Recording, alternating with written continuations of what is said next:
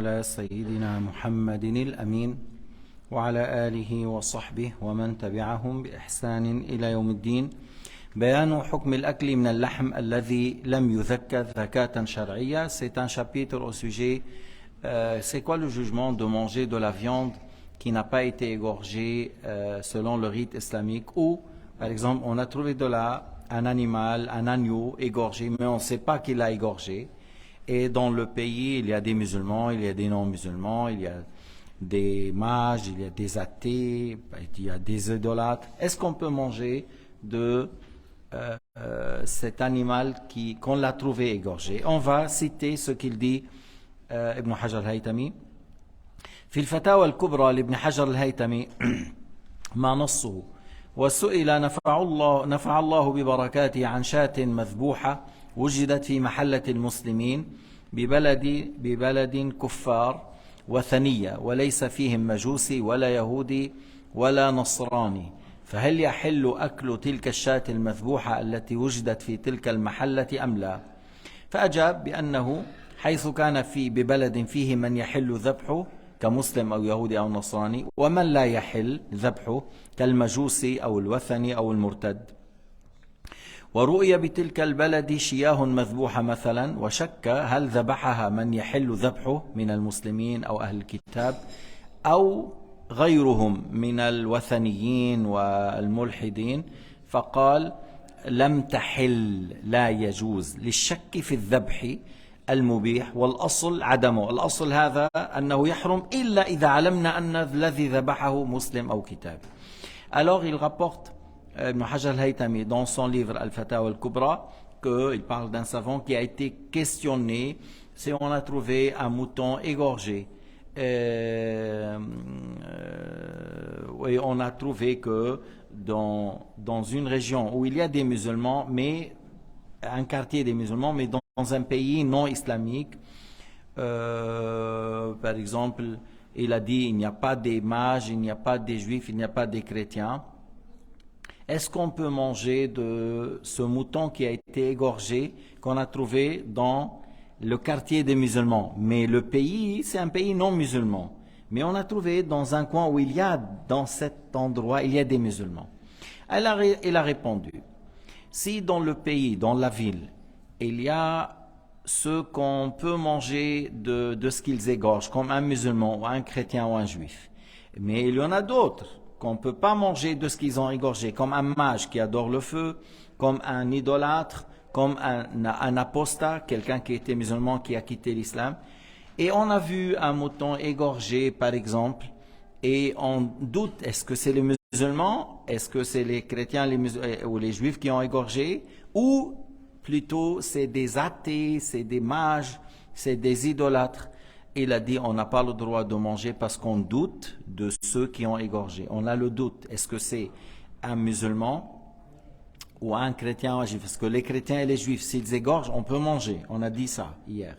C'est les gens de livre. Allah Ta'ala nous a donné la permission de manger si un chrétien ou un juif a égorgé, et bien sûr un musulman. Mais il y a la possibilité qu'il soit égorgé par un mage, par un idolâtre, par quelqu'un qui adore le soleil.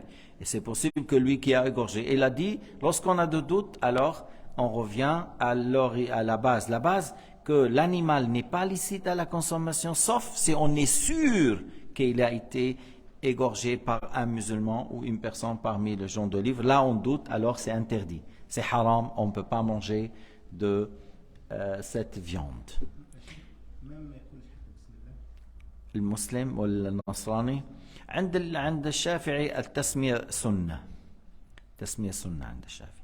وفي الأشباه والنظائر للسيوطي ما نصه. الفائدة الثانية: قال الشيخ أبو حامد الإسفرايني: الشك على ثلاثة أضرب: شك طرأ على أصل حرام، وشك طرأ على أصل مباح، وشك لا يعرف أصله. فالأول مثل أن يجد شاة في بلد فيها مسلمون ومجوس فلا يحل حتى يعلم أنها زكاة مسلم لأن أصلها حرام، وشككنا في الزكاة المبيحة.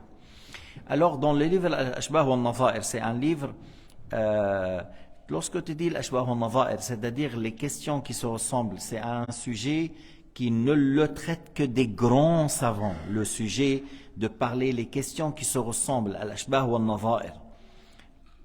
Ce livre, on a dans la bibliothèque, c'est parmi les livres qui demandent un niveau très très élevé dans la science. Alors, dans ce livre, Suyuti, il a dit une remarque bénéfique. Il a dit à Cheikh Abu Hamd al-Isfaraini qu'on a le doute sur 3 sortes. Doute qui a eu lieu sur quelque chose à la base que c'est interdit. Doute qui a eu lieu sur quelque chose à la base qui est permis. Et doute qu'on ne connaît pas son origine à la base, c'est quoi? Alors, il a dit pour le premier, comme par exemple, on a trouvé un mouton dans un pays où il y a des musulmans et des mages et qui est égorgé. Mais il y a des musulmans et il y a des mages. Il a dit on n'a pas le droit de manger parce qu'on n'est pas sûr que c'est le musulman qui l'a égorgé. Et à la base, le mouton est haram, sauf s'il est égorgé par un musulman. Et là, on doute. Alors l'origine, ça revient que c'est interdit. La viande, si tu doutes, ça revient à que c'est haram, sauf si on est sûr que c'est égorgé par un musulman. وفي كتاب التاج والإكليل لمختصر خليل في باب الوضوء نقلا عن شهاب الدين القرافي ما نصه أو القرافي ما نصه الفرق 44 بين الشك في السبب والشك في الشرط وقد أشكل على جمع من الفضلاء قال شرع الشارع الأحكام وشرع لها أسبابا وجعل من جملة ما شرعه من الأسباب الشك وهو 3 مجمع على اعتباره كمن شك في الشاة المذكاة والميتة وكمن شك في الأجنبية وأخته من الرضاعة أي أن تحريم ما شك فيه من اللحم مسألة إجماعية فلا التفات إلى ما يخالف هذا الإجماع من قول بعض أهل العصر المتعالمين وهؤلاء ضروا الناس برأيهم المخالف للإجماع في البلاد العربية وأوروبا وأمريكا وموه بعضهم بإيراد حديث أخرجه البخاري على غير وجهه والحديث ورد في ذبيحة أناس مسلمون قريبو عهد بكفر وذلك لحديث عائشة أن قوما قالوا للنبي صلى الله عليه وسلم إن قوما يأتوننا بلحم لا ندري أذكر اسم الله عليه أم لا يعني ذبح ولكن لا ندري قالوا بسم الله أم لا ليس أن عائشة قالت لا ندري ذبح أم لا هم مسلمون ولكن جديدو عهد فهل تعلموا أن عند التسمية عند الذبح التسمية قالت لا ندري قالوا بسم الله أم لا لا ندري أذكر عليه اسم الله أم لا ما قالت أندري لا ندري ذبح أم لا لا فقال سموا الله أنتم وكلوا من أجل هذا الشافعي قال التسمية سنة لأنه لو كانت ركن لو كانت فرض لما نابت السنة التسمية على الطعام سنة ولو كانت التسمية على الذبح فريضة لما نابت السنة عنها لما من هنا دليل الشافعي قالت وكانوا حديثي عهد بكفر ومعنى الحديث أن هذه اللحوم حلال لأنها مذكاة بأيدي مسلمين ولو كانوا حديث عهد بالكفر يعني تركوا الكفر من قريب ولا يضركم أنكم لم تعلموا هل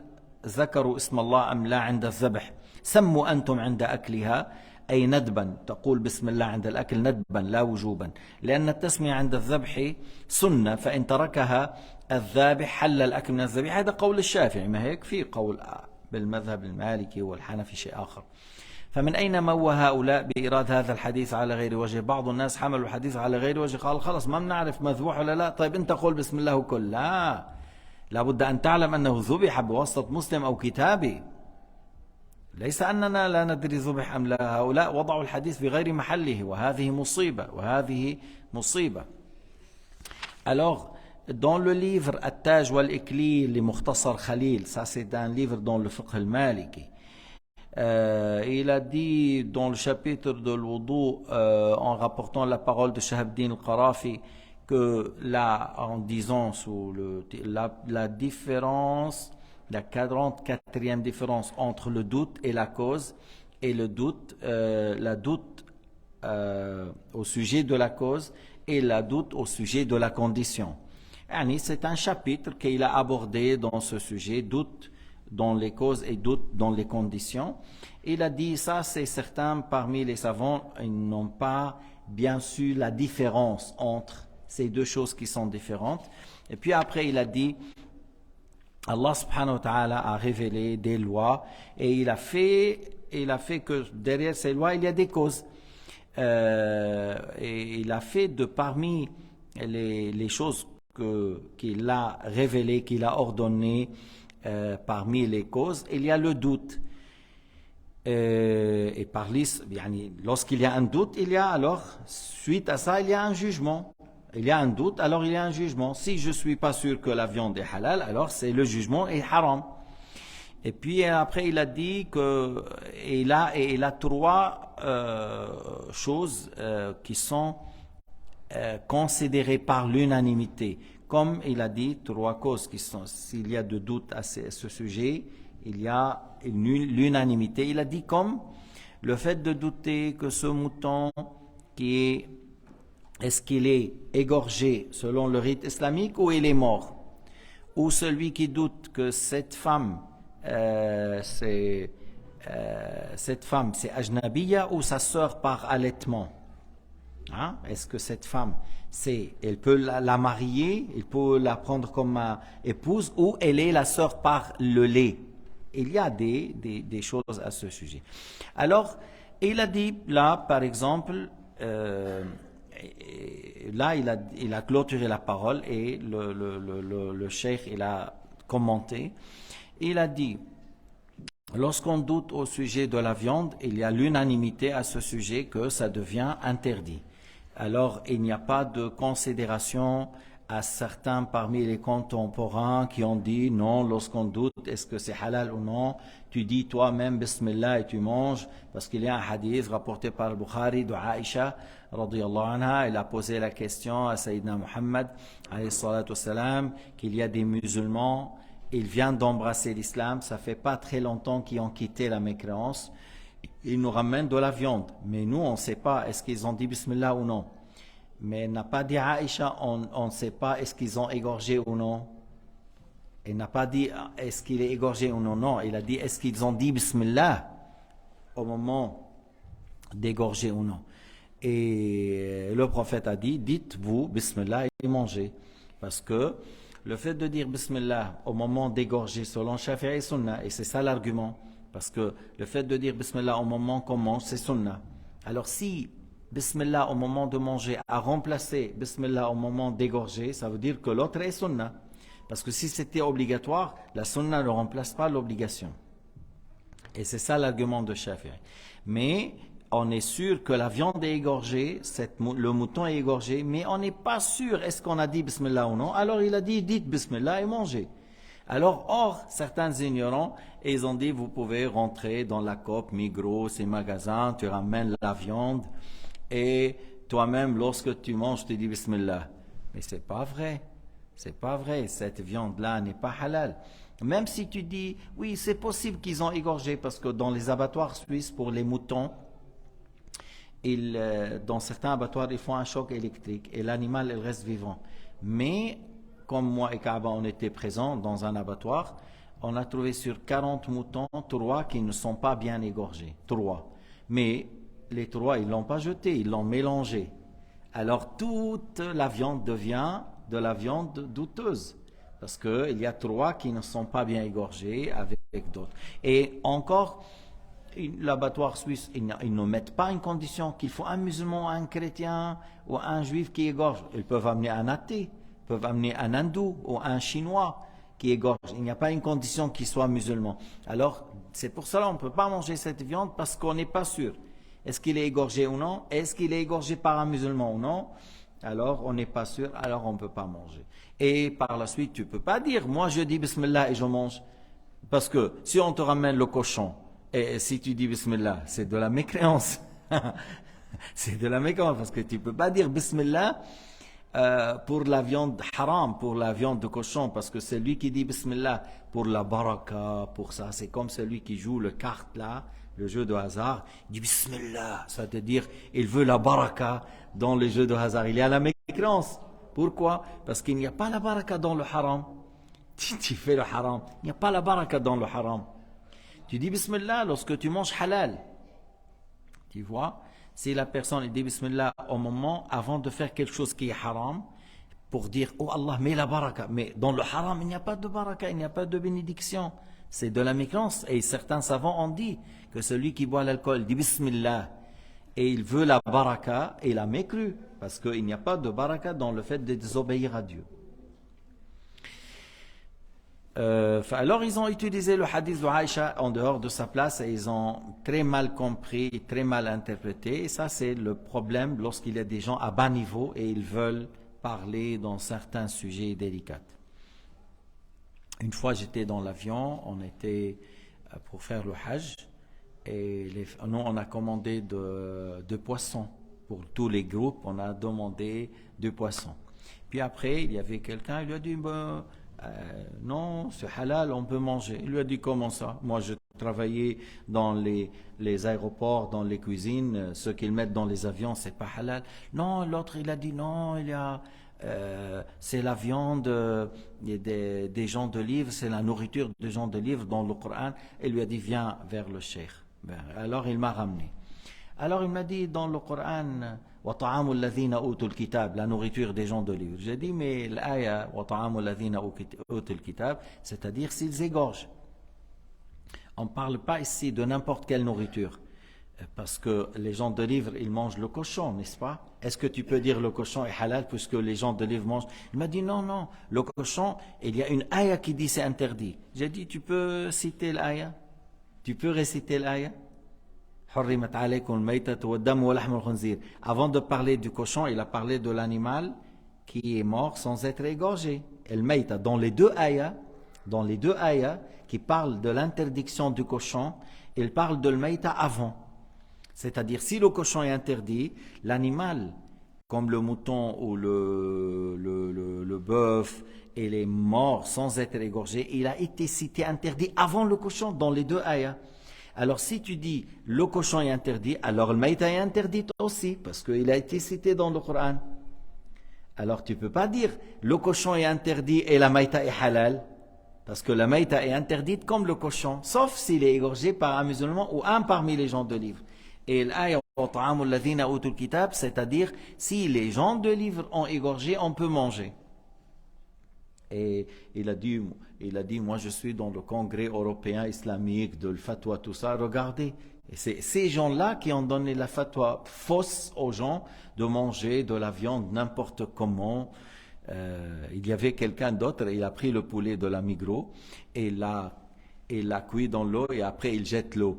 Mais ça reste le poulet, il est toujours impur.